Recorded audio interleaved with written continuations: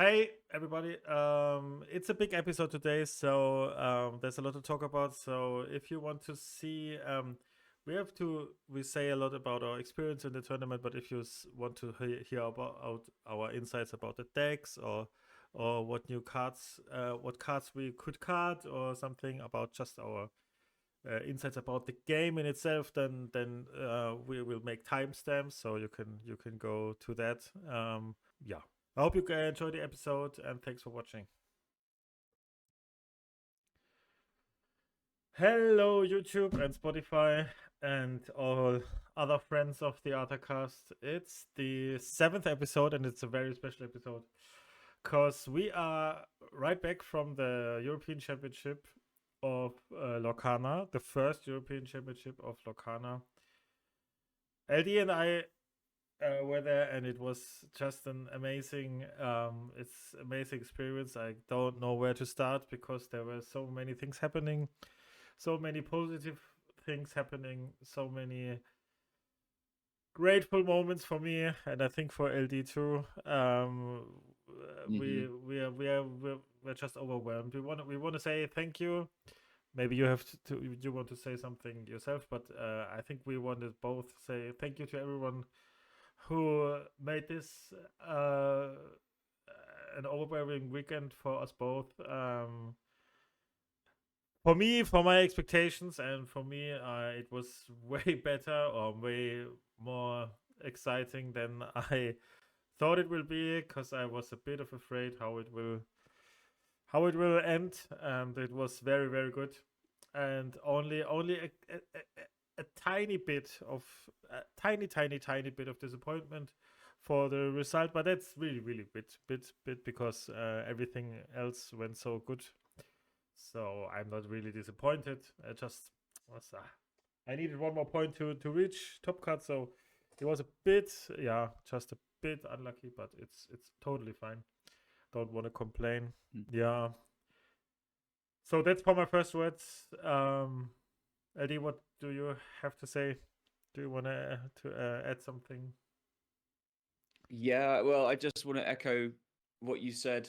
Right from the top, it was just such an incredible weekend, and immediately as soon as we got there, we start to meet listeners and people that like the podcast. And I also want to say such a huge thank you to everybody that said hello, everybody that said they enjoy the podcast, everybody that sort of said, they like what we're doing. It just means the world.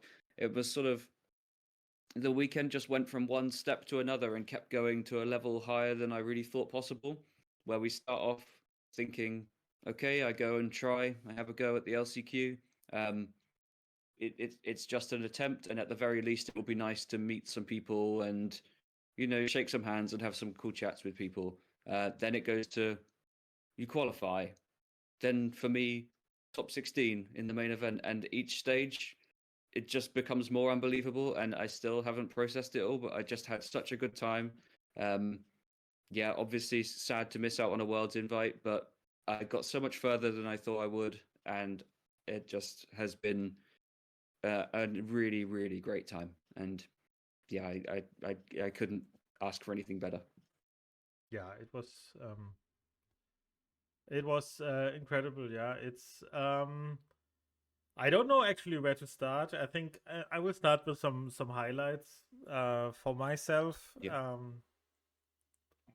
Probably the best highlight for me was that we both made it through the LCQ. We both knew how hard it gets because you need to lose not a single set of games. So we knew it was kind of hard, and that we both made it is kind of a miracle for me, and we were so happy. Yeah. And so the actual tournament, then the European Championship in itself, was not too much pressure for me or something. It was very fun. I felt like a VIP at some point with all this was set up for us with the buffet and such stuff. It was great. That was a huge highlight for me as well. So sorry to cut in while you're going through your highlights, but I was on that point. At some point when we were eating lunch, I thought, like, the number of people that have ever had a free lunch at Disneyland. Like, that list is probably quite short. Yeah, I think it's like, it's a absolutely place true. where you go and expect to have an amazing time but spend a lot of money. We had an amazing time and gained money, which I just think in itself is a crazy highlight. And I actually think how it went for us was better than for the people that qualified earlier, because they prepared Mm, weeks or months even for this tournament, and we just thought, okay, we made it now. Now is everything fine. So we didn't have this pressure preparing for months for this one tournament. So we're just lucky that we made it, and then yeah, we just looked what happened. I think that I would have felt probably way more pressure if I qualified in a DLC or something and prepared the whole time now. So yeah, yeah, completely agree. yeah. And from speaking to some of the other competitors, that felt like it was very much the case. You know, I know I watched some of the coverage back, and the casters said sort of over and over again, "There's no better practice than going through an LCQ." And I think that, yeah, that's true. It's great practice, and yes, it was very beneficial to get a good read on the room, and the expected metagame on Friday to kind of help you change some of the ways you think going into Saturday. But overall, the biggest impact was just that you'd already achieved something. Mm-hmm. You'd already achieved something that is difficult and you could be proud of, and that you at least have, you know, you've secured that invited to the ball promo, which was a super awesome relic of your achievement and valuable if you want to sell it. So all the pressure just kind of went away. So rather than having this big tournament that you put on a pedestal, you're just, at least for me, and I'm sure it was probably the same for you, it was just sit down, play a Yeah. game, whatever happens, happens. And for a lot of people, that's kind of when you can play well. Yeah, I mean, at some point, then you had a win in, and then you think, "Oh, come on, let's win Mm, this or something." But for no, overall, it was not that much pressure. Yeah, yeah, I think so too. I mean, you're still happy for yeah, every but game you win, interestingly, and but yeah, it's that yeah, just the pressure is it's not that high. yeah. And Interestingly, from just on that quickly, for my winning in the last round of the day, um, the pressure didn't even feel high to me then. I was so distracted. I just played a round on camera. I just had a feature match on the stage. That experience was so overwhelming. For the yeah, for the listeners, you know, you turn up to the table and they say, "Okay, your feature match. Follow me." You follow the judge. You went through like 10 double doors, back rooms, corridors, increasing amounts of like production equipment around you, different people walking by in headsets, coordinating the show, all doing an incredible job. But by the time I got there, and then they sort of giving you all the rules and everything of don't say this, don't do that, don't wear this, cover the logo on your hat. I was like, oh, it was so my heart's just going, and it was such a amazing but overwhelming experience that after that was my winning in. I didn't even register in my head I'm playing for my winning in, and when I won, it was a real state of shock. Like, really. yeah, I think we will come to that later.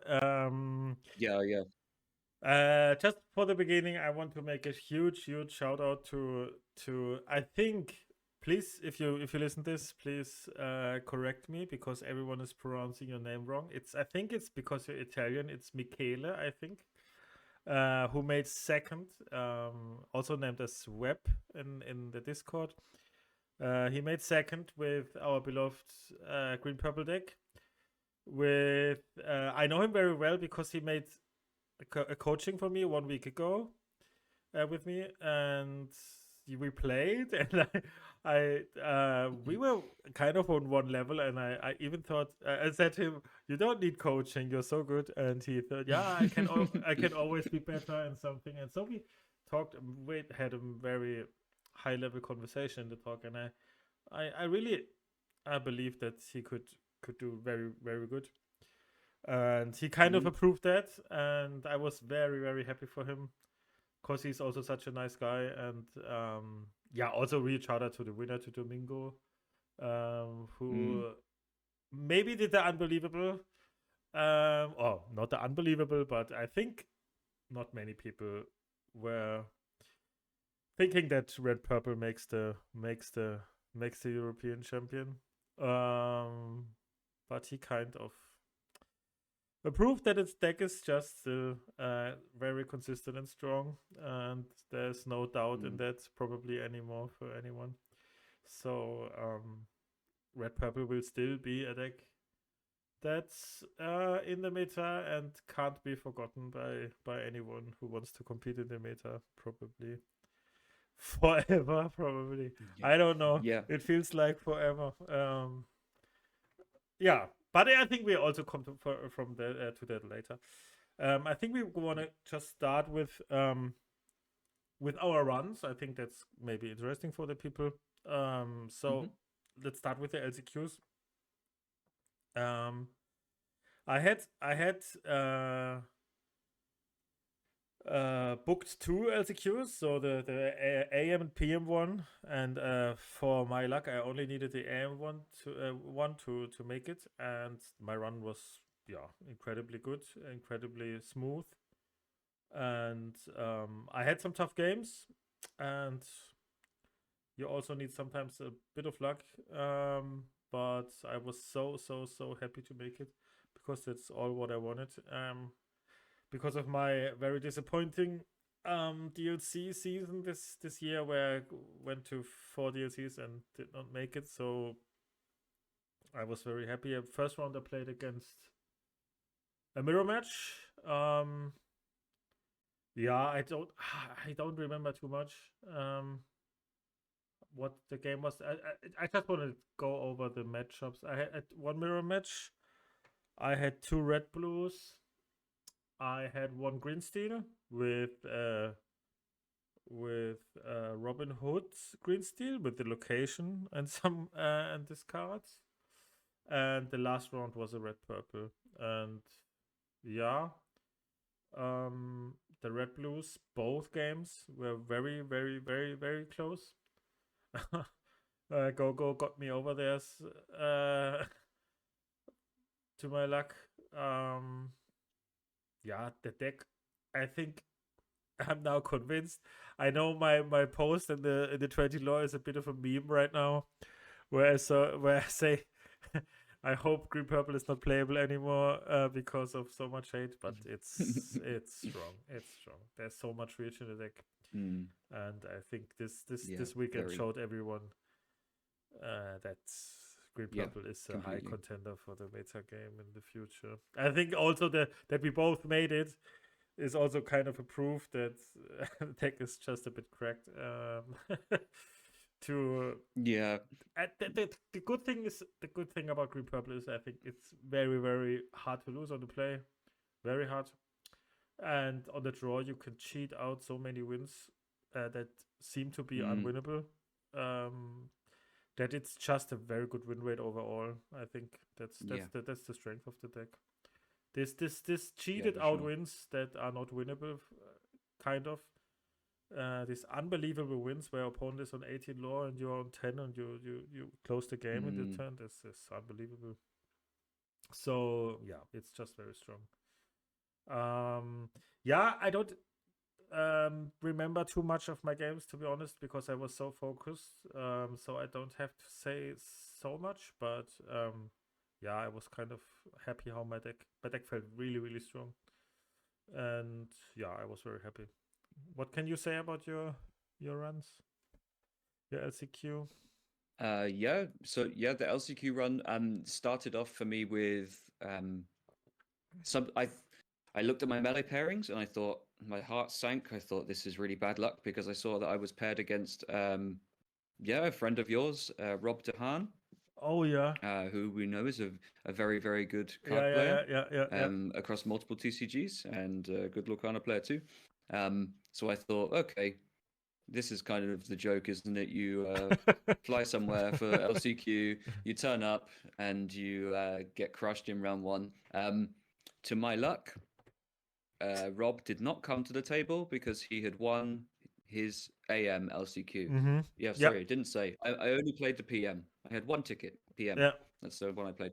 And was lucky I had PM because my round 1 opponent just won their qualification. He was next to me, Judge came to our table. Yeah, Judge came to my table and said, "Your opponent will not be coming. Congratulations on your round 1 win." So I thought, okay, now I can say I didn't go 0, 0-1 in the LCQ and move on. So that was a stroke of good fortune. Yeah, very lucky. A few people had a few no-shows. So I was lucky to secure one. Straight from there, though, the luck changed immediately, and I played into green steel, which you can argue about the green steel green purple matchup a fair bit. Some people find it abysmal. Some people think it's fine. I personally don't feel favored into it. I struggle mentally to deal with fast Diablo openings, and my opponent had fast Diablo openings in all 3 of our games. This was, I would say, probably the hardest set I played all weekend long. A best of 3 on the draw against Green Steel with very strong openings. How The did you guy's win luck this? sort of petered out across the games. How did you win Yeah. this? Hey, how did I win this? People ask me, and I couldn't tell you. I kitted a lot of Diablos. I killed a lot of Coves. The opponent the game started off quite lucky, but then really they didn't draw fantastically. There were a lot of spots where you would really have expected to see removal and they didn't have any. So I think that played to my favor. But I won't spend too long on that. Played Green Steel and won on the draw. Then had to play into a really talented young player from the UK called Jacob, who was probably one of the youngest players in all of the LCQ. He was playing yellow purple hyper aggro, which is I feel favored with green purple against it, but again I was on the draw, so I felt very scared. It's very easy for them to steal games from you on the play, so very worried. Jacob was a very good player, and I think Jacob's dad just 2 weeks ago at the Action event in Birmingham won the Saturday main event with yellow purple hyper aggro, so he comes from a hyper aggro bloodline. So it's like, yeah, he knew what he was doing, and he managed to win. Then played 2 red blues in a row and some very hard fought games where specifically for this weekend, if anybody hasn't seen the lists that I played, there's only one minor change between them, but I played 2 copies of Mother Knows Best because I really didn't like getting stuck in frozen boards under Maui Shark specifically, but it's good in some other situations too. But the biggest use case was breaking Maui Shark boards and setting up a big board, then bounce the shark, take your big quest turn and try to set up lethal next turn before they can start rebuying Pirate's Life and stuff, or rebuying a Be Prepared. 2 hard fought games against red blue, again both on the draw, so yeah, lucky to get a buy round 1, unlucky to then lose 4 dice rolls in a row. That's just what I wanted to say. We combined to our listeners, please don't let us teach you how to roll dice, because combined we won. We lost in the LCQs 9 out of 10 dice rolls. That's so crazy. 9 out of 10 dice rolls. I only went first against, I think her name was Clara of the TSI team, the French team. She was very nice and she was also really good. So I was very, very happy to be on the play, that I was on the play there. And all other games I went second, and you went all games second, right? Yeah, I mean, not 9 out of 10. I mean that the Rob the Hand game was not so. It was 8 out of 9. Yeah, 8 out of 9 you can say. Yeah, 8 out of 9. Crazy, and we made it. So we are really, really happy. Yeah, and that was for sure the highlight of my whole weekend. For me too. The fact that we both did it, and we were talking in the hotel before, and thinking, we don't put too much pressure on this. It's unlikely to rattle off 5 best of 3 wins in a row in a field of pretty high skill players, and then that we both did it. And we just got to be really happy for each other, and we had some great friends there behind us. And it was so.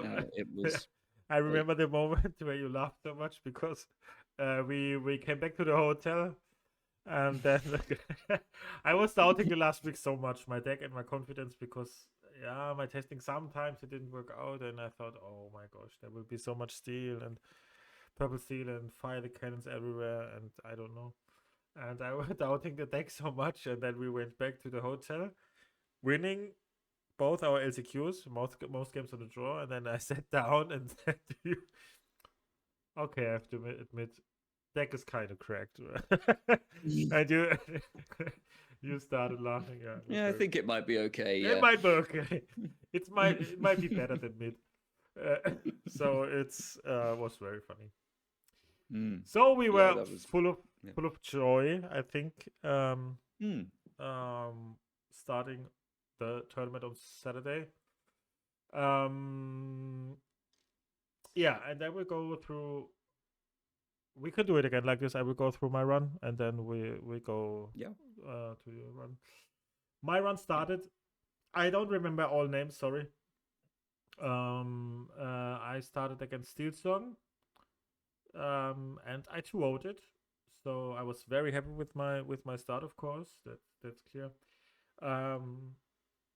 Games against Steelsong are also always kind of weird, because I think the luck influence in this matchup is very high. Sometimes you need to get them sometimes to be very unlucky.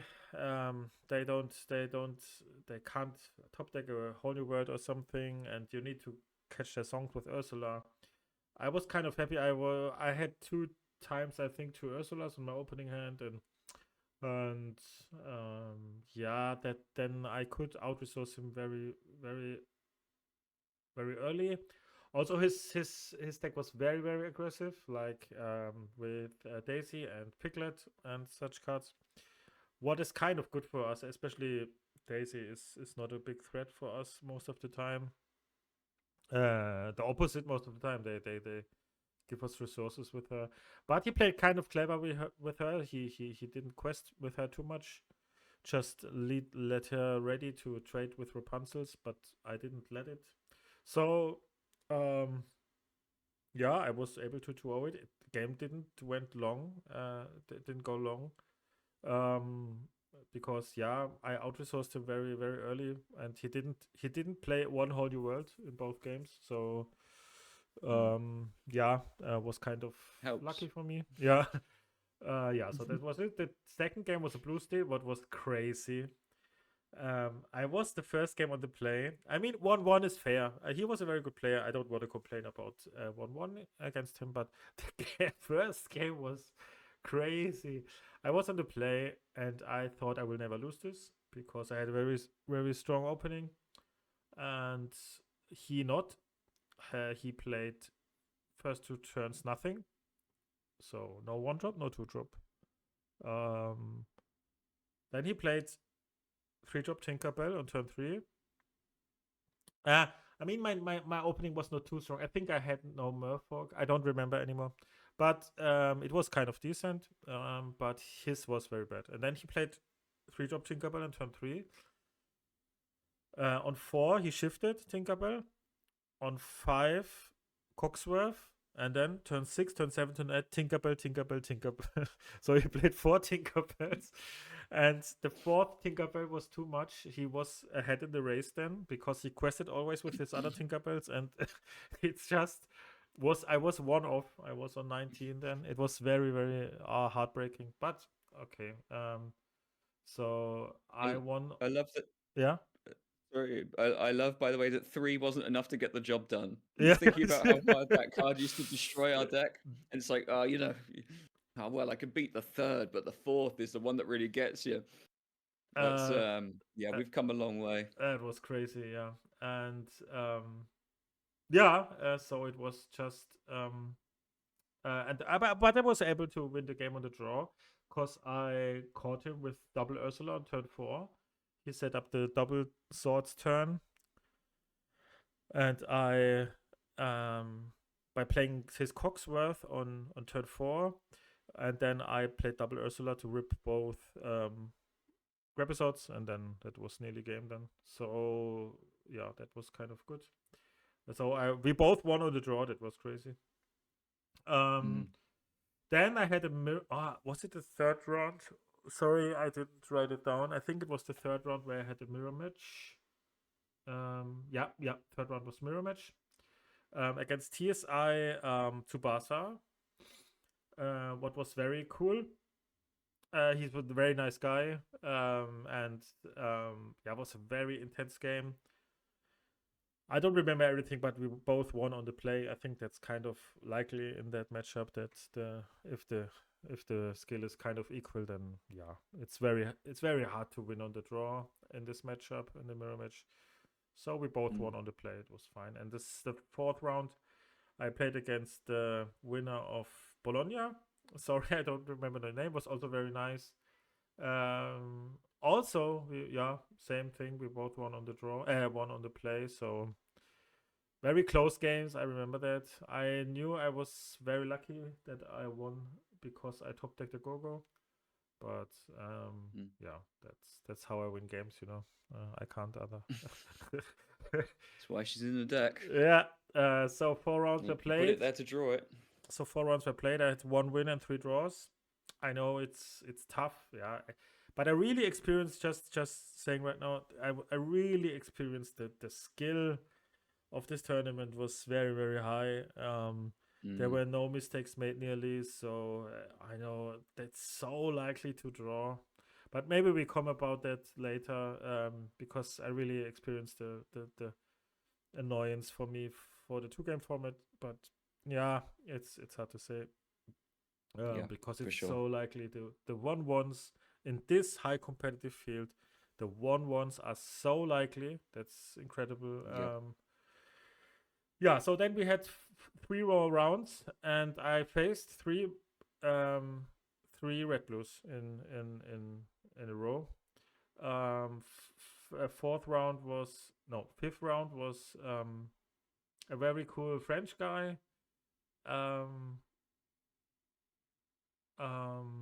Sixth round 2. Sorry that I don't remember everything about these games. Same story. We both won. We all won on the play, and didn't. Both won on the play.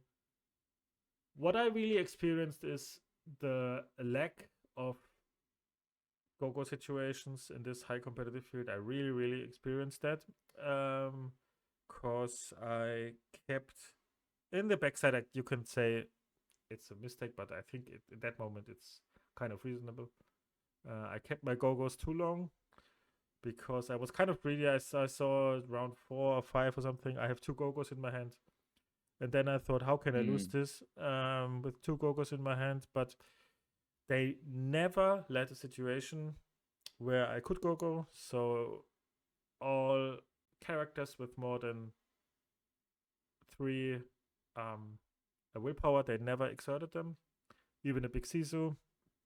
So they really were confident. They really were calm and patient to not be greedy and let their Sisu quest for 3 or something to give me a snake and double go turn or something. So that's kind of a skill difference to what I experienced earlier. So both games, both were French. I know that the 6th round was the player I defeated in the LCQ, and he was also very nice, and he made the PM LCQ then. So I pushed him out the AM LCQ, and I was happy that he made the PM LCQ. Very nice, very good player. So I think it's totally reasonable to draw these games. I don't know. And the 7th round, I was kind of lucky. I played against Ding Kang Pam. I was able to draw him. It was very close. I was kind of lucky. I had good openings, and his draw was very bad. I think he lacked card draw in both games, so I was able to 2-0 him. Yeah, so my final standing was 2 wins and 5 draws. I was undefeated. But it's sad because I had 29 points. 30 points was enough for the most people. So if I had 1 more lose but 1 more win, I would be in probably. But yeah, it's okay. I was really, really happy with my run. I think if you are above 50% win rate in this high competitive field, you can be proud. Yeah, for sure. Because you don't get many opportunities to outplay people or something. So yeah, I was happy with my deck. I was happy with my run. The only thing, for people asking me about the build, after my 3 rounds against Red Blue in a row, I missed the bun size a bit, because I played no bun size. I think it's still reasonable to play no bun size. Some people tell me, "Are you crazy cutting bun size?" But I think if you play this deck yourself, then you just realize how bad Bansai often is.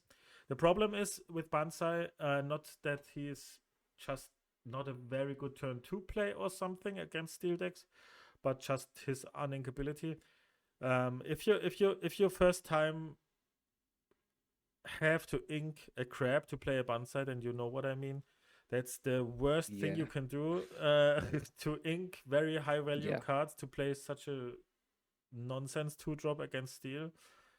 And I really think if you cut them completely, you raise your win rate against steel by a large amount. And I was still feeling kind of confident against Red Blue. What's still kind of true. So it's still reasonable to make this cut, I think. But yeah, you have to go to a route. In the first, before the tournament, I was not expecting that much Red Blue. It was kind of crazy. It was 35% meta share or something. I expected a lot more steel strong, a lot more green steel, a lot more purple steel or something like that. So in the backside, you can say it's wrong meta call. It was a wrong meta call, you could say, but it's just hard to say. There were 2 French teams that I think both had 8 players or something in the European Championship, and they all committed to Red Blue. So that kind of disrupts the meta share a bit. I think if 2 teams play all the same list or the same deck at least, then it's kind of I mean, it's no harm, but this kind of disrupts the meta share a bit, because there's too much then of them. So in the back view, to come to a conclusion, I was very happy with my run, although I didn't make it. The sad thing is a bit, every game I lost. Every game I was on 17, 18, 19, 17, 18, 17, 19. I mean, it's kind of the nature for my deck probably, but still feels a bit disappointing when you're missing 1 lore or something to not make it. So yeah, that was a bit unlucky, I think. But against all my opponents, I didn't feel like, oh my gosh, I should have won that 2-0. It's easy or something. It was still kind of reasonable to split, so I'm not unhappy with my run or something. So it was fair, but the fairness wasn't enough to make it. So yeah, kind of a weird situation. Yeah, that was my run. I was 22nd in the end, so I got the Elsa's Palace, what's kind of cool for top 32. And I'm just was happy for you then that you made it. So the day was great. Yeah, that's for me. Nice. Yeah, I think my day started out average. I started off with a round 1 draw against Blue Steel, traditional Blue Steel, Whole New World version. Didn't see anything too crazy in there. My decision to swap from playing 2 copies of Bell, Accomplished Mystic, in the LCQ to playing 2 copies of Don Carnage, the 5-cost 4/4 evasive, the quest for 2, paid off immediately. I think when I played Don Carnage in game 1 of that set, the one that I won, the opponent really didn't have an answer to that. Blue Steel already finds it reasonably hard to deal with a genie. That 4 willpower is tough for them. 4 willpower on an evasive is tough for them to tackle. But Genie into Don Carnage was, a really big problem because they used some fire the cannon, some removal to take out my Genie, and then I played Don Carnage. And GG. well, there's only so many copies of fire the cannons you can have in one deck, aren't there? Yeah. So that was a good set. I lost the second game on the draw, which was to be expected because it's still not a fantastic matchup. It's a matchup that improved lots with the addition of Genie, but still not fantastic for us. They play lots of grab your sword, they can clear the board, and my opponent certainly did that very well in the second game of the set. So we split 1-1. On to round 2, I played a mirror against a very skilled opponent from the UK who got honestly very unlucky. In the mirror, you would expect to, like you say, you would expect to both win your games on the play. On the play, I couldn't. Maybe someone who's bored could crunch the numbers on this with a standard green-purple build, but they making a play on turn 2, so they made turn 1 drop, turn 2 nothing, pass, and in a tempo battle, like that is enough to lose you the game. That is a missed turn 2 is the odds so for uncommon. that are so low. Wow. Yeah, I can't remember how many cards my opponent mulliganed, but if it was lots, then they certainly got very unlucky on that draw. To not even have a second 1 drop to play on turn 2 was, so I did feel bad for my opponent in that spot, but that secured me a win in round 2. Round 3, I played against the red-blue opponent you played in round 6, the one you played in the LCQ. And I was able to take a 2-0 there as well.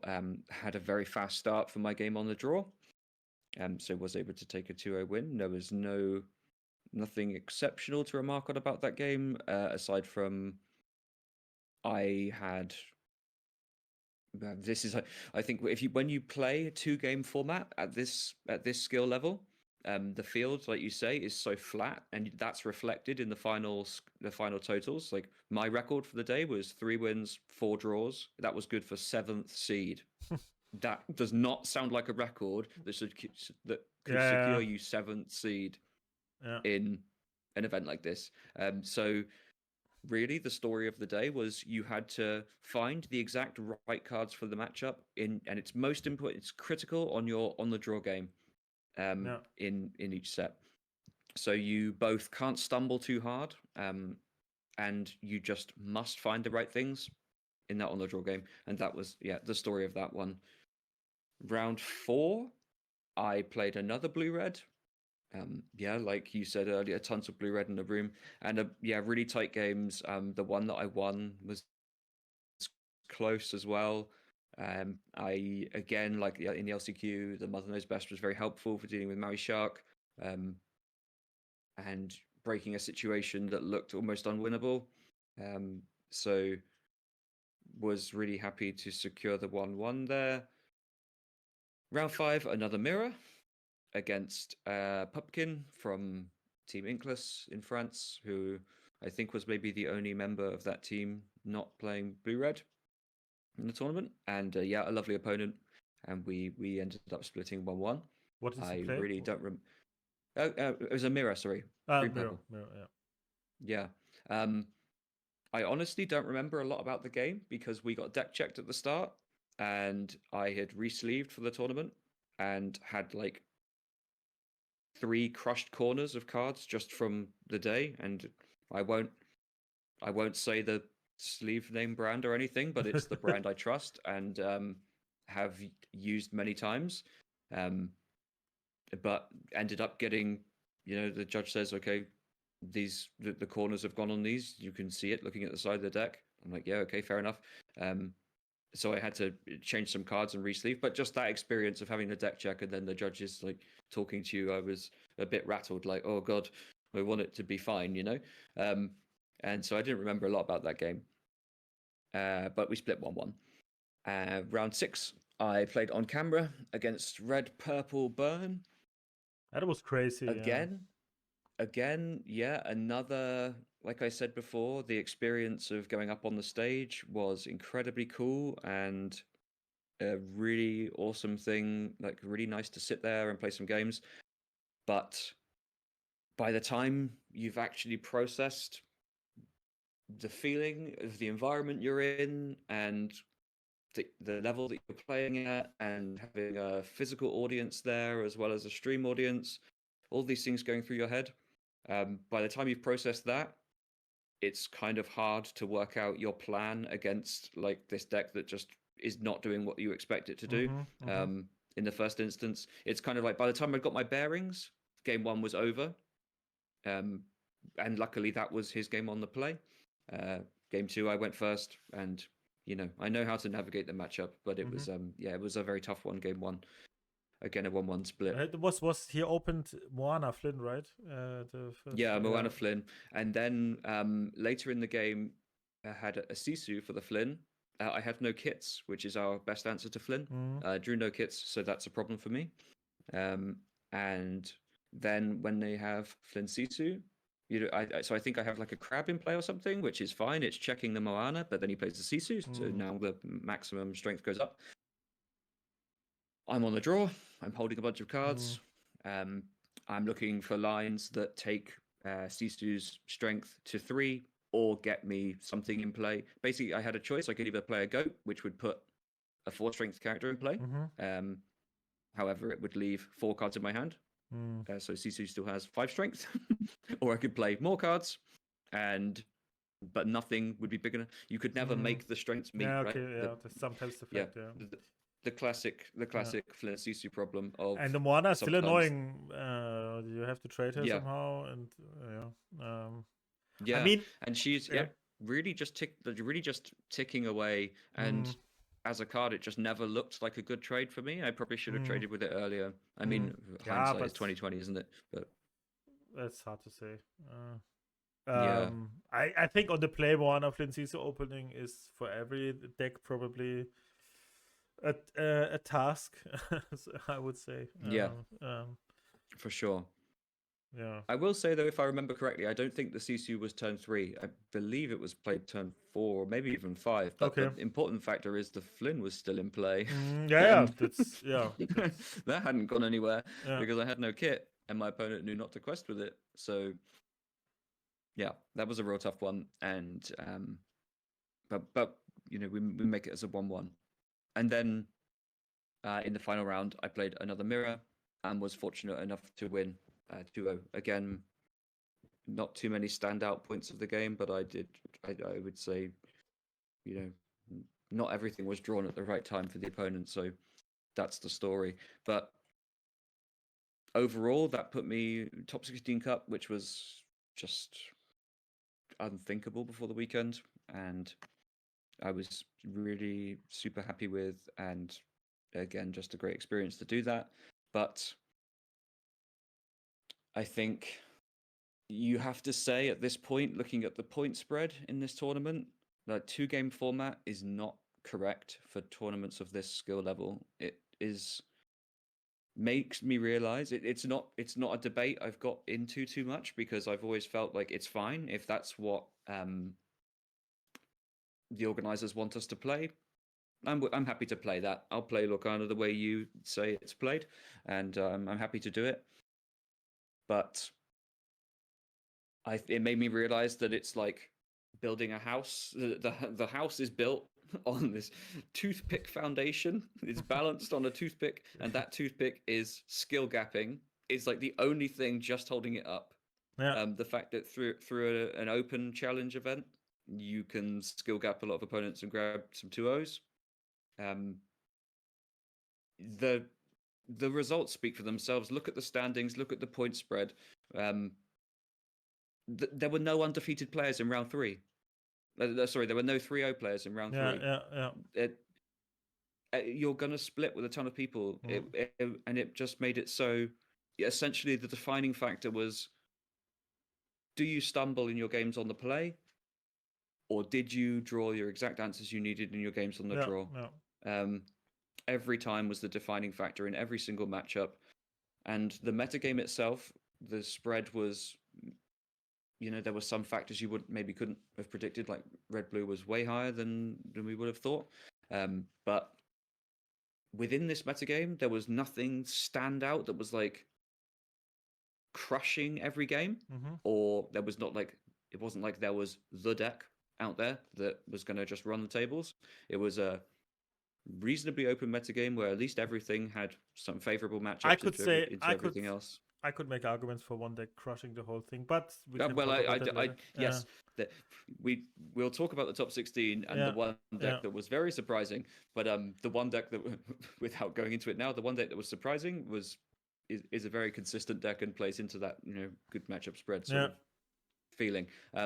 So yeah, the point I'm trying to make, but probably not making too well, is that it was a very flat field, and within 2-game format, there was just so much less opportunity for players to, I guess, really beat the odds because so many games were splitting. And I know that in the last episode we talked about there being a play draw disparity, and I do still think that. I think there is one, and so if you go to best of 3, you've got the dice roll issue. I think I changed my mind a bit about this because I was a long time very, very I don't know the English word, very I was not just very, holding back. Yeah, just holding back my opinion because I was not sure how to think about it, because I know the idea. I get the idea of them to make the draw play disparity a bit better, and there's probably no perfect situation.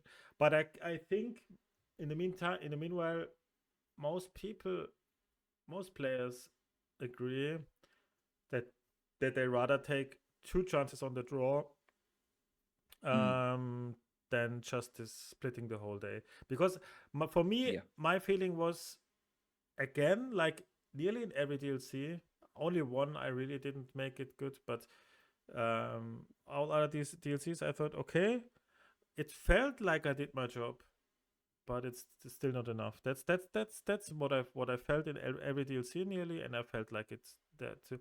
I beat 2 people and I lost to no one, and I didn't get my 3rd game against 5 people. So I could not say because if you play I just forgot about the fact a bit. If you play a best of 3, you just determine and who's better is kind of weird, but who wins, if I win 2 games against someone, I could say, okay, he beat me, he beat me, and then there is a winner. Yeah, there's a winner, obviously. And he's just earned it a bit, if he wins 2 games against me, he kind of earns the clarification of winning the game against me and earning his 3 points. And if we split the whole day, then the luck influence is just, for me, it feels like it's so big. Because you said everything perfectly. I think you need this perfect hands on the draw, and also I think you need the not perfect hands for your opponent when you're on the draw. Maybe that's even more important than because if they draw the nuts on the play, then they win nearly always. So you need maybe even your opponent need to be unlucky more than you need to be lucky. So that's just a bit unsatisfying, and I think we could both agree now that if Ravensburger, if you hear this, we are also kind of in the same opinion that best of 2 is not the.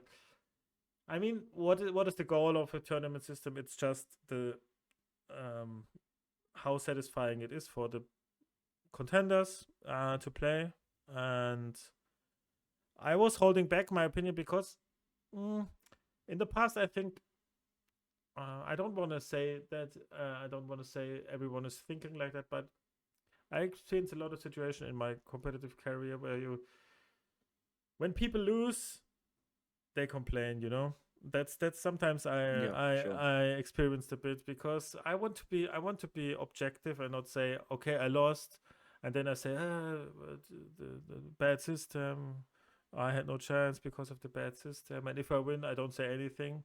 So I don't want to be the guy that's not very objective. But yeah, after the 5th experience now, I think also it's just too hard to get the job done. And yeah, that doesn't mean, and that's what I wanted to say. Doesn't mean that I easily made it if it's best of 3. That's not what I want to say. I don't want to say, best of 3. I would easily win 7-0 or something. That's not that what I want to say. It's just the unsatisfying experience of not determining a winner in a set. Yeah, and for me, that's, in terms of my overall opinion on 2-game format, just across the board, that's the defining factor. Is that I don't mind it.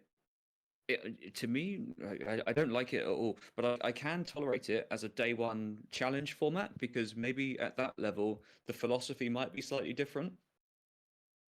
It's an open tournament. Come along. Everybody has their chance, and you play this format where there are, there's more opportunities to split. It doesn't lead to quite so many bad feelings. It's a little bit, does reward high rolling a little bit, so does create these opportunities for players to go on sensational runs out of nowhere. It has its purpose, and while I would rather not play it, I can see it existing at that. But when you play the continental championships that all of these tournaments feed into, a field of below 100 players, surely at that point the philosophy must be determining a winner. You're all there to determine a winner. There is no other purpose to this tournament than to determine a winner. And we play a format that does not determine winners. Yeah. That's really good insight, yeah. To me, it feels like a miss at that level. And I'm really not trying to be unfair or scold anybody's efforts or anything, or criticize this decision making too heavily. It's just that as a participant, and even as a participant who the experience went well for, I really should say that I just don't think it's appropriate for a tournament of this level. And that was felt by, I think, every player in the room. Yeah, every player. But I mean, we have to be what I said is still kind of true. If you make it, you don't complain too much. If you not make it, you always search for reasons. But it's not the fact anymore. I think we made a lot of experiences now with the system, so we can exactly kind of say these aren't these aren't knee-jerk reactions. Is what we would call it in English. That your immediate. You first hear it and you immediately go, no, it's the worst thing ever, without trying it. It's not that anymore, is it? We have felt it for a long time. Yeah. I think what's interesting for the people, maybe some people are not interested about our runs or personal things, but what are we thinking about? No, I think you're interested. What do we think about our lists? Would we change something? What did feel good? I think that's interesting for many people. What did feel good? What did not feel good? I will make the start. I said it a bit, but I missed Banzais a bit, of course. In the meanwhile, I think like 2 or 3 Banzais is probably for me the right amount in the future, just to have more versatile threats against some slower matchups. Against some slower matchups, you really miss sometimes a little bit of early threats that if you're not opening double Murphock or something, that you just slam some 2 questers and make them react. I can say, I have to admit that we had a very, very, very fast meta, and Clarabelle was a bit slow. I have to admit it. I love her forever, but she was a little bit slow. I didn't face any red purple. What's her purpose a bit? So in the backside, you could argue of cutting her. I mean, sometimes he came in clutch, but very rare, to be honest. And she was, I mean, in the mirrors or something, you don't ink to 7, and so it's kind of hard to, in this very fast meta, to make her shine. So I would probably go for cutting all the Clarable um, package, completely probably, and but I would still think it's then a little bit of risky with card draw, so I would maybe play some 2 or 3 friends or something to just Mm. have more consistent card draw, because if you're not careful, we can run out of steam sometimes if we are not careful, or if we don't draw our Yeah. rabbits. So it's still, we have to juggle still a bit with the how we how we set up the card draw in this deck, because we don't play anything anymore. But in the past, we all 4 rabbits, 4 friends, no question about that. But that's not a fact anymore. So we have to juggle a bit with the numbers and find the right numbers for that, because card draw is slow but needed sometimes. So Mm. very hard to say what's the right number. So I have to test it a bit. I just thought, and it's still like the feeling for me, that only 3 rabbits with no other card draw engine is too often felt like too less for me. So I want to play some friends or something. I don't know how you feel about it, but it's just my feeling. What else? I looking on my Bell was really good. Bell was great, Yeah. and Bell was needed. I think sometimes. Also, you could say she's not needed, but for me in the mirror, it was just often the Bell fight that was just crazy for me. Mm. Bell, Bell, Bell, Bell, and then I Bell their genie, they Bell my genie, and it's without the bells, it would be. I lost one game against the winner of Bologna, who made 3 bells against me. It was just the game was all just bells. So there is no better. If the situations are right, I think there's no better tempo play on turn 5 than Bell in this game right now. So she has her spot, of course. And their meta will shift a bit, maybe because just of the threat of her existing right now, nearly everyone plays spells, so everyone is aware of her, and maybe the opportunities to make her shine are getting less. So um, I I'm not sure how about her future, but for now she was very good. The other thing I don't know if I mentioned it before. It's so long. We're talking for an hour now. Gogo Tamago was very underwhelming. In the LCQ, Mm. she was great. That you really experienced the extremely high skill level in the Yeah, for sure. I Gogo did nothing. Did not. I said it before, but Gogo did nothing. I think the threat of Gogo is just great, but actually playing her is not always needed. So you could make arguments to Mm. go to 3 Gogos. For me, maybe. Yeah. Because Banzai, for example, is just a way better turn 2 play in nearly every matchup, and then if you play against Gogo, you maybe think, are you crazy to cut her? But if you play her yourself, you have so many situations where she just isn't great, and then yeah, you could make arguments. I think White Rose is just great for me. I want to play 4. It's hard to fit her in, but the White Rose was so great. I think it's a great card on the draw, because you make the lore even if you trade with her. So you play her, get the lore like you quested, but then you can trade, and that because you want to trade most of the time on the draw, the card makes still its lore. So it's just a great card on the draw, because it's always good. It's also good statted, so it's a great card for me on the draw. White Rose and Snake are for me the kings on the draw. Mm.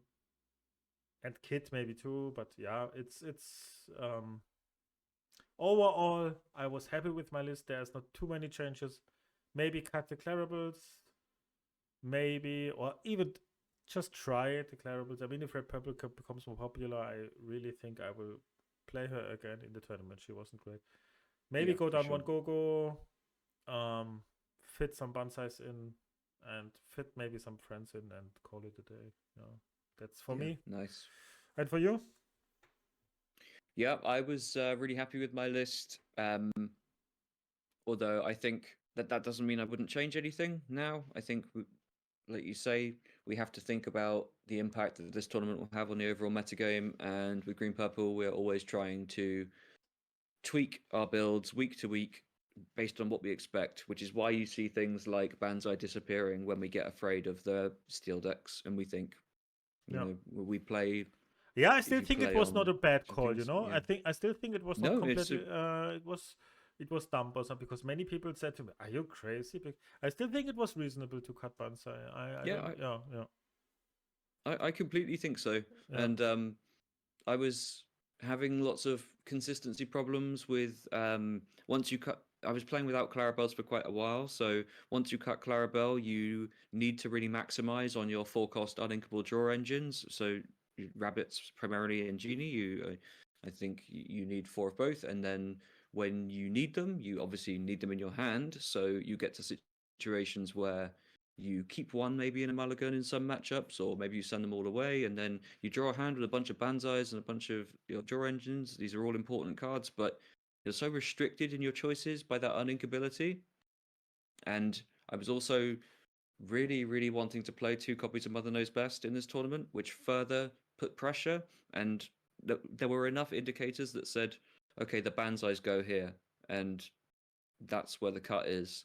And I completely stand by that decision. I think it was correct. Although I would reevaluate the list and see if I could get. Probably 2 would be the number for me. I would see if I could get 2 Banzais in now. Yeah. And I think that I also, while I was happy with how Mother Knows Best performed in my deck, I wouldn't have qualified for the tournament if I didn't have it. It enabled me to win a match against Red Blue that otherwise would not have been winnable. While I'm happy with that experience, I think it's it's a surprise factor thing, isn't it? It really gains a lot of percentage points by your opponent never expecting it to happen. So, not that I think people will jump to my list out of all the lists that made the top cut. I think that, we're very lucky that we have Wep's list in second, and it looks very versatile and performed super well. So maybe there won't be a target on Mother Knows Best, but I think it's a thing that operates best as a complete unknown. And just while I'm on that, for the people sort of wondering, because that's one of the question mark cards, is, well, why is this in your deck? I really favor super high tempo openings. It's great against. It's great for breaking Maui Shark locks, which is one of the biggest reasons it was there. But it also enables these super high tempo swing openings. In more than one case, I would go 1-drop, turn 2, 2 1-drops, turn 3, kit, bounce, sometimes your only thing in play, if I was going first. Like maybe sometimes they have one thing in play, or at least your most relevant kit target. Turn 4, exert kit, Mother Knows Best, your 3-drop you just played, play Genie. GG. Yeah. It's incredibly hard for them to recover from that. That turn 4, it's really hard to overstate a turn 4 where you bounce their most relevant character that's going to do all of the efficient trading into the 1 and 2 drops you played, plus a Genie, is for me just like the best proactive line you can make in the game. It's tempo swingy, it's disruptive, it's also almost mathematically the most aggressive thing you can do if you've played some Merfolk and that sort of thing. It's exactly the essence of Green Purple for me. So they do that really well. And the other question mark card is Don Carnage. I was really happy I had Don Carnage in my deck, but I don't think I would continue to play with it moving forward, even though it's sad because I love the deck and it was kind of my spicy choice for the weekend. He went in because I wanted, as I kind of alluded to at the end of our last episode, I said about finding answers that are also proactive. It's really valuable to find good answers to specific problems. The problem in this case being the fact that Genie is unbelievably powerful card. Finding answers to that or responses to it that also, in their own right, are proactive and do good things when Yeah. their opponent doesn't play Genie. They're not a Genie deck. Don Carnage for me was a 5-cost threat against the slow decks that doesn't get Medusa'd, doesn't die to Sisu, continues to quest for 2, is really tough for them to remove. Yeah, even Bell was kind of reasonable play against Red Blue or something. Just I was surprised a bit about her basic stat line, how good it is. Just not targetable by Medusa and Brawl and such cards and Quest for 2, and most of the time you get a quest out, and for Don Carnage maybe even 2 or sometimes. Exactly. Yeah. So and that was that you've just said there was the deal breaker for me, was that I was getting very little out of Bell. I think the deck should play Bell, by the way. Just saying. It's super good, and it breaks these Genie, Elsa mirrors like nothing else does. But I didn't like that it was not so good on the draw, sometimes, where you're playing from behind and maybe you get to get one good trade or something, but it doesn't quite swing enough. I don't know. I wanted something that was just going to be able to stick as a threat. I would make arguments that Bell is better on the draw than on the play. Oh no, she is. Sorry. She's. I think I misspoke. She's not so good on the play. We don't get to make the Genie swap. But I wanted something that was just going to be this better proactive threat on the play, right? So that was like where Bell wasn't so good. I could have something and just continue to race and get multiple quests in without much concern. And lots of people asked me, well, if you do use Don Carnage to banish a Genie, are you not? They just Elsa it, right? And to that I say, yeah, they do. They do Elsa it and leave a 4 damage Elsa in play. What can we do with that? What can we do with a 4 damage? What card in my hand that I've been holding for 3 turns could I play on a 4 damage Elsa and win the game on the spot? I think Gogotamago would be good, I think. That's a great suggestion. I think that card would be quite good in that situation, yeah. So in these games at this level where people are doing everything they can to not give you good go-goes, you create a situation where they're so heavily incentivized to take this tantalizingly good trade. They probably have they actually sort of have to, and you create the go-go opportunity for yourself, which is, like I say, really hard to do in this evasive heavy metagame where often, unless you're against something like red blue or red purple, you don't get a huge amount of chances to just send goats into things and put 4 damage on stuff. That was the thinking behind Don Carnage, and like I say, won me games. Funny card. I was glad it was in my deck. I liked the faces my opponents pulled when I played it. I liked it when they asked me to read it, and you can. It's not got a lot of text. 1 word, evasive. Yeah. And it just, in these decks as we have them now with Genie, Elsa, even I was playing some small Pegasus to really fill out my high 1-drop count, which I ran because I think it's great into red blue and red purple that can't clean it up easily. It's lots of your best 1-drops like Merfolk get cleaned up by Tipo so easily that even on the draw they don't feel so good. If you play a Merfolk, get 1 quest in, then it dies to Tipo, you're just it's not a great feeling, is it?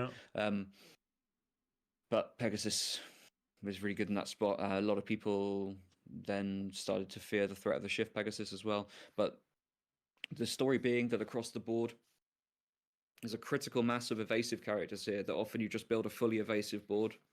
You get ahead early and then you turn your evasive sideways. They simply cannot challenge them all. That was the sort of story of the list, I think. I think that the Mother Knows Best in particular benefited from people assuming there's no songs in the list now. Mhm. Everyone in the weeks running up to the tournament was they all sort of seemed to. Many people gravitated to your list, your recent lists of Green Purple, and they played With no no songs at songs. all. Yeah. Yeah. So Ursula's went straight into the ink, as they should, as is the correct choice. But if you get one step ahead of that, there is an opportunity to sneak through some riskier songs, I would call them. Mother Knows Best carries a big risk. It's uninkable, which means it can rot in your hand for a long time, which increases the chance of it being randomly Ursula. The risk goes down when everybody is inking their Ursulas already.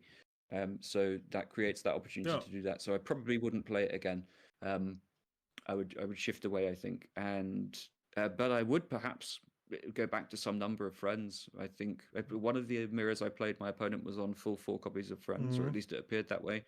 They drew a bunch of cards. I sent Ursula's to the inkwell. Yeah. And so, okay, yeah. I mean, I don't like the state where the mirrors are for me right now, because it feels like who plays more of these mirror breaker cards just wins. And if you totally commit to that, I mean, I told you the one game that I lost to 3 bells, like that's very, very committing to the mirror match, I think. It feels like the Peter Pan Shadow in set 2. Like, who plays more Peter Pan Shadow wins the mirror but loses against everything else, like that. So that's a weird situation for the.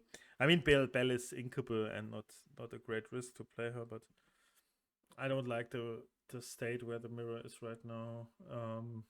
No, doesn't feel great. No. But yeah, I think mirrors are always kind of weird. I think that on the mirror, maybe our thoughts as well are a little bit warped by, again, the fact that the skill level was very flat in this tournament, which is that as soon as you have that, they create the opportunities to outskill one another go down, and it becomes much more draw dependent. At a tournament like this, it's always somewhat going to be that way. But I do agree, across the set, the mirrors have felt a lot swingier. There were a lot of key cards, like Genie and Elsa. It's like this set 2, like, do you play around the second Peter Pan Shadow, and you most of the time think, oh no, come on, they won't have 2, and then they play the second and you lose of that, and that's like the bells, like, yeah, this just feels a bit weird to commit to, or to lose to a risk that isn't that is correct, probably, to not play around cards that are kind of tech cards, and most of the people won't play 3 copies of, so you can't totally. yeah there's kind of swingy, like you say. Yeah. I mean, I think now we just have to. Oh, I mean, we've been talking for a long time, but we haven't talked about the elephant in the room, which is red purple. I just want to say, for the statistics, first of all, I said it.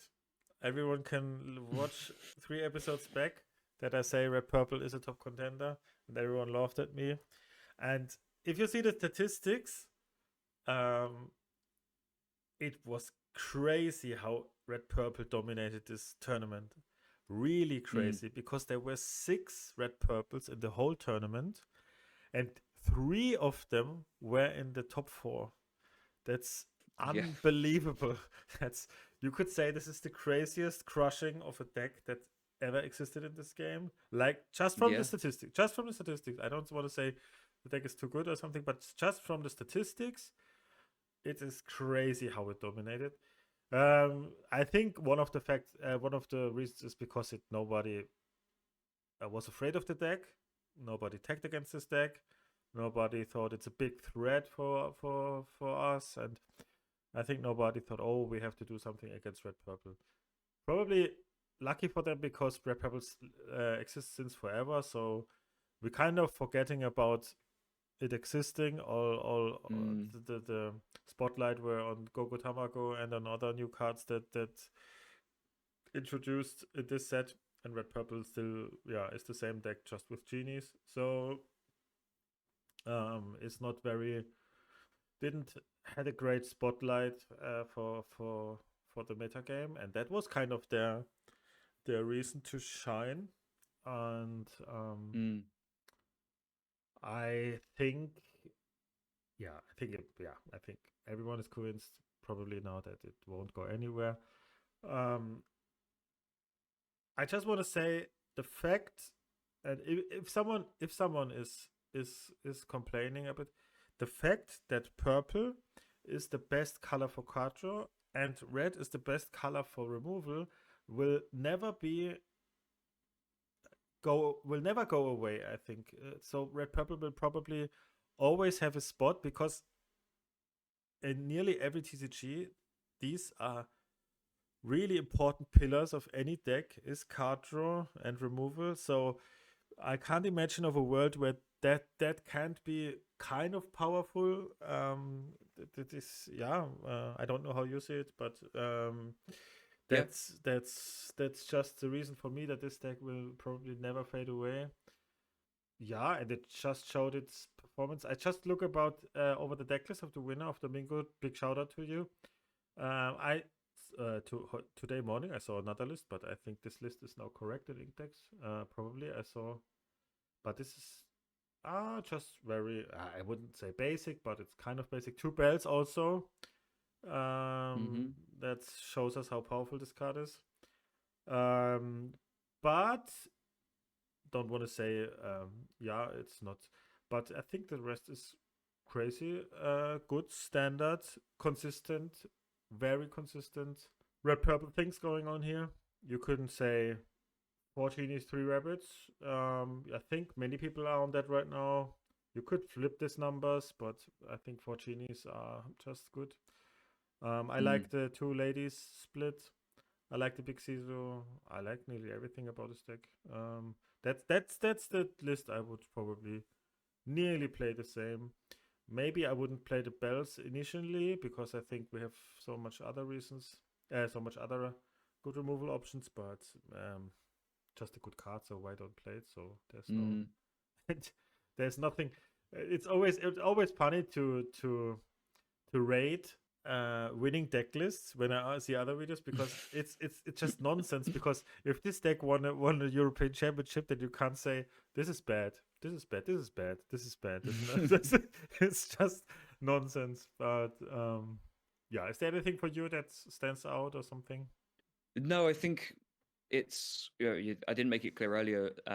I lost my top 16 match to Red Purple, one of the top 4 players. I thought I had a favored matchup, and I was going first. I still think the matchup is fine, but it was much harder than I anticipated. Like you say, with Red Purple, they have so many flexible, consistent, versatile tools. They hit the right ones at the right time. It really can be absolutely anything, and that will probably never change. The interesting decision point in deck building here, and I'm sure Red Purple players are heavily arguing amongst themselves about it. Genies versus rabbits, that sort of thing. Rabbit is obviously the best card draw engine they have access to, but with Genie, the important point is that Genie is also an answer to Genie. Yeah. which is important in the metagame. And I think there are spots you can't commit a rabbit on the board tempo wise because you lose, but you nearly always can commit a genie on the board. Yeah, for sure. Yeah, so that's kind of reasonable for me. Yeah, I really like the list. I don't have anything that I feel I could contribute to changing it. The interesting thing with Bell is that while Red Purple has access to so many removal options around that slot in that 5 or 6, or you could go up on copies of Maui, or you could change your ratios of chair ladies, that sort of thing around that area. I do think that a lot of the time she's not just a gimmick that's here purely because of these Genie Elsa mirrors. She is just one of the best inkable removal options you have in this slot, which is there's a lot to be said for that, which is that the deck has at times struggled with the pressure of its uninkables. all stemming from the fact that you must play the deck wants it's a be prepared deck in the first instance. So there you go. You're playing those. It's also a rabbit deck. It's also a genie deck. It's also a deck with a bunch of chair ladies. You can't you're then restricted on the numbers of those that you can play, and it constrains you a little bit. Slots in nicely and maybe enables you to play fewer Medusa Tremaines and achieve something similar, while maintaining high consistency of your deck. I really like it. I've really liked the card for a long time. I used to think it only belonged in like piles that struggled for removal, like Blurple. Mm-hmm. But I think that GD Wars yeah. And they've shown us the strength of the card in general, which is that there are some spots where it's so punishing. And I really like it. And like you say, all the congratulations to Domingo. An incredible run and well played. I think he lost the AM LCQ, and then he made the PM LCQ, and crazy run. So congratulations, really. It's amazing. What a weekend. Yeah. And I just wanna, in the end, I just wanna go over the green purple list of the second place of Michele. Yeah, of course. Because I was so happy for him. He's such a nice guy. I know him for a good amount of time now. And we talked about the decklist a lot before the tournament and were in contact a lot. So it's probably no surprise for the people then that I really like his list. I think it's a very clever list. You could argue about some numbers, but it doesn't make too much. I really love Peter Pan. I'm always not brave enough to play it. I think he's very good in the mirror, and he's also very good in some other matchups, like aggro matchups. So I never thought about him being a bad addition. I just was always afraid of his unlinkability. But I really like it. I think if we ask him, I think he came in clutch in many moments of the even just running over a kid or something, or I don't know. There's so many situations where he just is more than decent, and in the right matchups he really shines. So it's totally reasonable. The one of Ursula is good for open deck lists. So when you reach the open deck list spot, she's just great, and I think that's what he thought here. And he cut the complete clearable package, and we talked about it a lot. And after my run, I have to admit it's kind of reasonable. So probably he didn't need it, or he didn't miss it. He played brooms instead of the one cost clearable. His list is also very committing to the 2 1-drops on turn 2 strategy. Just playing one Banzai, but still kind of really good, especially on the draw. The rest is not too different from our lists. He's a very good player. I knew it, and I knew he could do well. But it's very cool for him to doing so well. Completely. Huge congratulations to him, of course. An amazing run and a super nice guy to talk to this weekend. I was just reviewing the list now while you were talking again, and landed on the same number of 1-drops as me, which I think is, like you say, it's committing to that 2 1-drops on turn 2 play, which is really, really impactful all the time. If maybe slightly inconsistent and a little risky because you do miss sometimes, but when you miss, you play a go-go or something and it's fine. Yeah, but or sometimes you even play a snake on the draw. And sometimes I even experience you run out of cards sometimes if you have no rabbits. Exactly. Kind of fast. So it's risky sometimes, but it's very powerful. But you need it's committing a lot of resources. That's the problem sometimes. Yes, which is why it's so smart that he plays the brooms where I played the Pegasus. Where I was trying to math out how to gain high lore advantage early with 1-drops that were harder to make good trades with. He was thinking more about his resources, which I should have been. I think in terms of tweaks to my deck, certainly I would look here. I really like the idea of playing brooms as well. I personally want to stay high on 1-drops, and yeah, maybe I would play some brooms now. I like playing the 1 Banzai because it's a One is card never that's bad, you pretty. know. One is Yeah, never it's bad. bad in Yeah, multiples, right? yeah, yeah. Yeah, One is never. Probably one Banzai is never bad. yeah, There are rarely matchups you hate one Banzai in your hand. So one is yeah, probably for a sure. really good amount. Even two is okay. So one can't be wrong. Yeah, Or nearly no, can't be wrong. What I really think after this tournament is also that I think from now on, for me personally, for Chernobog, for Murfolk, for Diablo are stable for me. I won't yeah, go away from them. From that on, I really don't like brooms too much, but I know what's their purpose, and I think I just every time I play them, I think they are a lot worse than followers. But that's just my personal mm, thing. But they're still reasonable. So I get it. Yeah, I also get it why you play brooms here. Brooms is just the best. After these three, broom is just the best one job probably. Yeah, yeah, yeah. But the rest is, I think, kind of we talked about. yeah. I think. I like Yeah. that he managed to make 3 White Rose work. I think we do Yeah, want White Rose is. plenty of that card. It's very often the best thing you can do on turn 3 Yeah, I in think a it's lot a of these. very, very underrated card in my opinion. Yeah, for sure. I saw many people playing the Prince. Is it the Prince? Yeah, yeah. And I want to. If you have insights about that, I'm curious about your opinion because in my feeling, White Rose is so much better. But I'm just curious about your opinion if you have insights about that.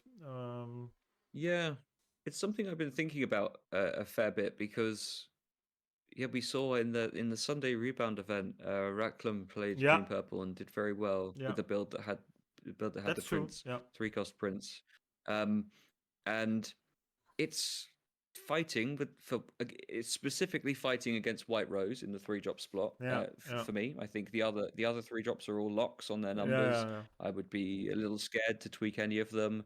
Again, But he Kit is a also card played. you always have to. He played only 2 kids. Yeah, That was crazy. yeah, yeah, But he exactly. played 2 Peter Pans, so I guess it's kind of the same role than kids for him. So I get Yeah, it a for bit. sure. Yeah, Yeah.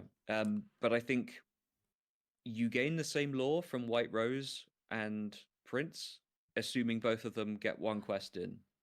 yeah, You if when that happens, he becomes a little easier to remove through challenging because only yeah, 2 willpower.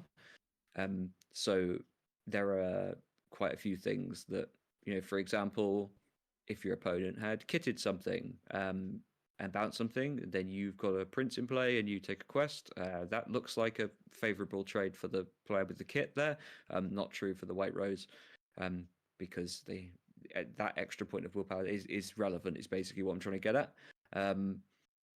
And it's so if assuming that on the first quest they become equal with each other in terms of what they contributed to your game plan, then you need to get more than 1 quest in with this Prince, right? Because yeah. gaining that first lore up front is huge. It's incredibly huge because it enables all of your bounce lines. It enables its reach when your opponent's in complete control of the board. Often and has sweepers and things. Often you just won't even get that first quest in. In that situation, White Rose gained 1, Prince gains nothing. I still fall on the side of White Rose I mean, there are pretty some much niche. all the time. There are some niche scenarios where, regarding removal, for example, if you play the Prince and it's the only character, then your opponent's removal bricks, for example, of Yeah, strength or sure. something.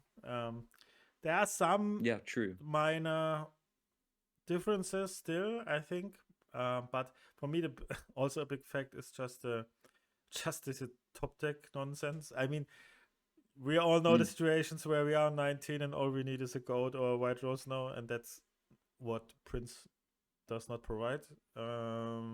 So yeah, I'm also on the White Rose side of the. Yeah, for now, but I think it needs some more testing. I would be happy to. My testing with Prince was very limited, and I would be happy to explore it more. Yeah. Yeah. Good. Was a long episode today. I think we covered not everything, but most of it. Yeah, We don't want this episode to explode. We have another next week, and maybe we say something that we forget now. So, but it's okay. If you have questions or for us or want to hear our opinions or insights about something, just write comments. We're always happy to get your thoughts. Yeah, just as a conclusion, it was a great, overwhelming weekend for us both. We were very happy to be a part of it, I think, and we are very happy about, or we're looking forward to the future of the game. How it's a bit of a break now, right? For us, because we can sit at the couch and look at about the NA Continentals and look what they are doing. So for me, it's a bit the LCC matches a bit, but at least. But I think we're both happy that holidays are coming and it calms down a bit, because the last weeks were very very much going on. Okay. Yeah. We get to take a short rest before Christmas, and then we can think about set championships and everything. Yeah, but I think next week we will do another episode at least, and maybe we make a break on holiday, but we will keep you updated. No, I think we'll still have lots to talk about. Yeah. Okay. Thanks everyone for watching. We'll see you next week, and hope you're doing well. If you have something to add, write comments please, and thanks for watching, and see you next time. Bye bye. Thank you. Bye.